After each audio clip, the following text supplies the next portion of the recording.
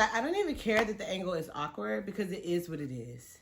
I have been trying to film a video for you guys for the longest time, but because my front-facing camera on my iPhone is broken, I have literally not been able to do videos. Like, I love filming. I have a nice, expensive camera, and I don't like using it because it's a lot of rigmarole. You know what I mean? You gotta do the SD card and put it in and do this and that.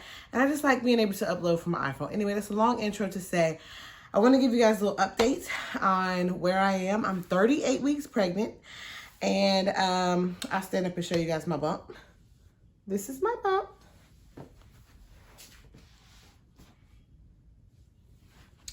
I hope you guys can see. And I haven't really gotten any new stretch marks. These are stretch marks from when I had Joanna. But yeah. That is my bump. So I decided that I wanted to give you guys an update kind of towards the end of my pregnancy, just because this is kind of the point to where I wanted to start documenting my journey. I documented my full pregnancy journey with Joanna from start to finish. It was a really beautiful journey, as was this one. But this time I just wanted to kind of focus on me and the baby. And so I didn't even film all of the weeks before this. So we're at the end. I'm 38 weeks pregnant.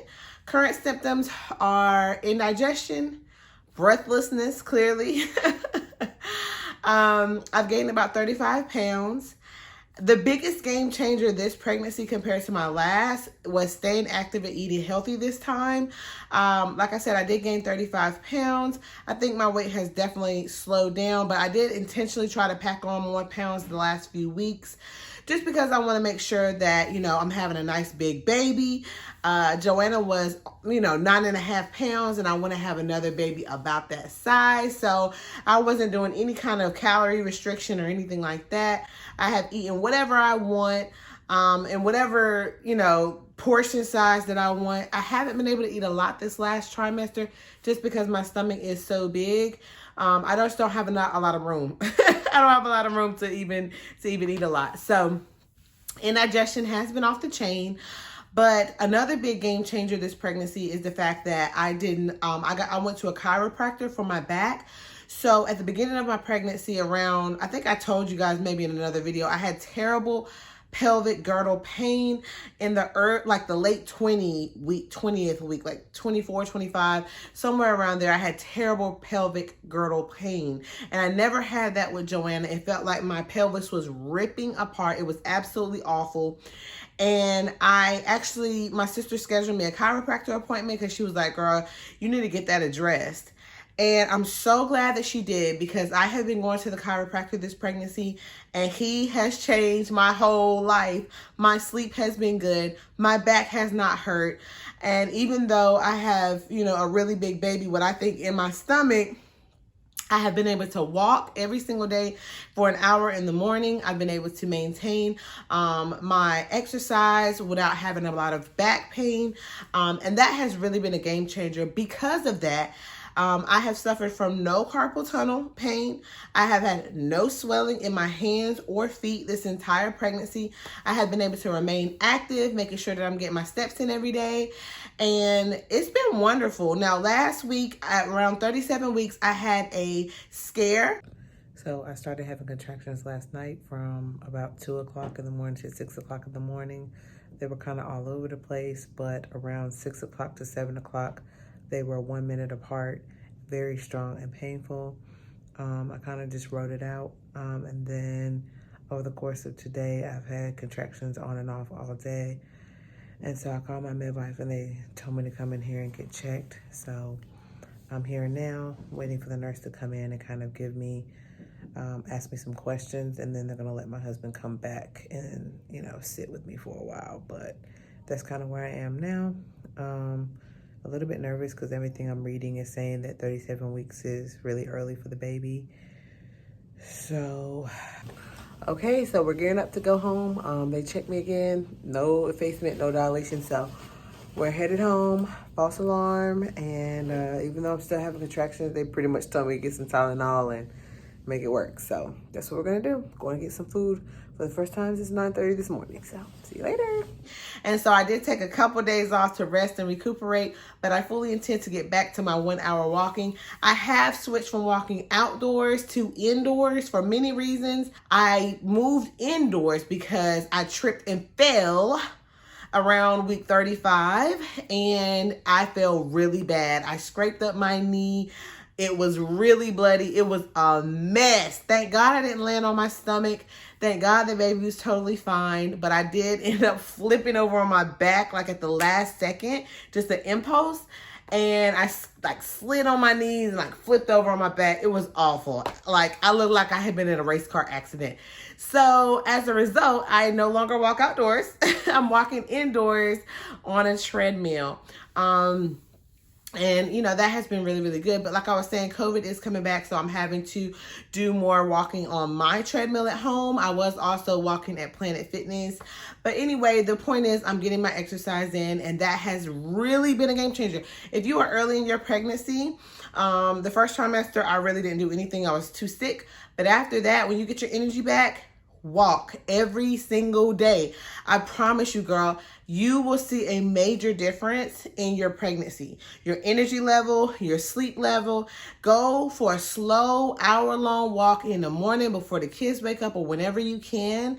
And I promise you, like, and if you're having back pain, things like that, get that addressed so that way you can continue to walk. Because when I was pregnant with Joanna, you can go back and watch the video, girl. I was so swollen. From head to toe, I was so swollen, and that caused the carpal tunnel pain. That caused so many other issues. I think it also caused the pups rash, having such an unhealthy diet and not taking care of my body. I definitely believe that the healthy diet and the exercise has been a game changer this pregnancy. My mood has been great, normal. I've felt totally normal. I haven't had any crazy mood swings or really any anger. I have been appreciative of my husband. He's been a tremendous help to me this whole entire pregnancy. He was working from home before the pandemic. He kept his job from DC when we moved back down here 3 years ago. And so he's been a tremendous help, washing clothes, helping, you know, cooking all the time and doing everything, really. I mean, he's been great, and it's been a really good pregnancy. I've been in a good mood. Overall, it's been great. I mean, that's why I kind of haven't done a lot of updates, because there really hasn't been a lot to report other than the pelvic girdle pain and the scare that I had with the contractions. I mean, it's been a pretty uneventful pregnancy. One thing I can say is I have been incredibly productive in terms of like my business that I'm running. I said, Ari, I think she's going to be, that's my baby's name. I think she's going to be a little business owner or something, because I have not been able to turn off the creative centers in my brain. I've been wanting to create, not necessarily on YouTube, but just, you know, in general. So that's something I wanted to note that I could look back on later. We have her nursery all set up. Everything's ready to go. She has a little bassinet. My bags are packed for the hospital. Like, we're ready. We're ready whenever she's ready. I don't know when she's coming, but I do have a scheduled C-section on my 40 week and 2 days.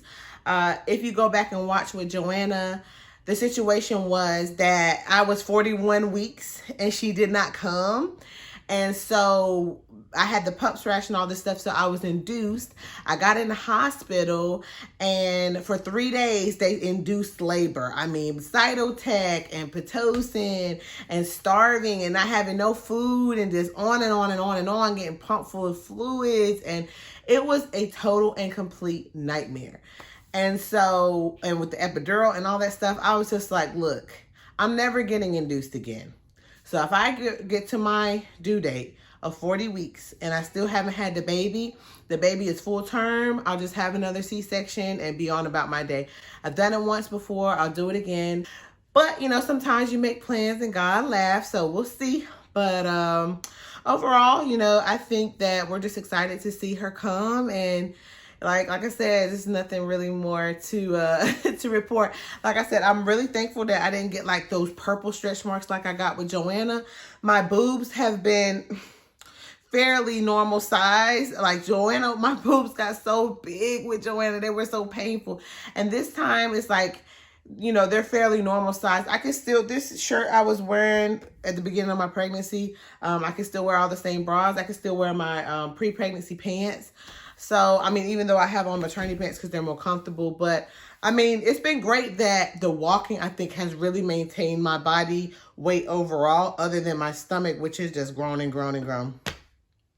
So anyway, I feel very blessed. That experience that I had with the pelvic girdle pain definitely brought me closer to God, because the level of pain that I was in, girl, I was just crying out to God, begging for help. And he really did help me through that situation. And I really am so grateful and so thankful to God for this pregnancy and how it's gone and everything like that. But anyway, I'm not gonna talk y'all's head off. I will be back to give more updates as things progress, when I go into labor. And then obviously I'm really excited about filming my postpartum journey for you guys, my breastfeeding journey, as well as my weight loss journey. So stay tuned for those videos, and I'll talk to you guys soon. Bye.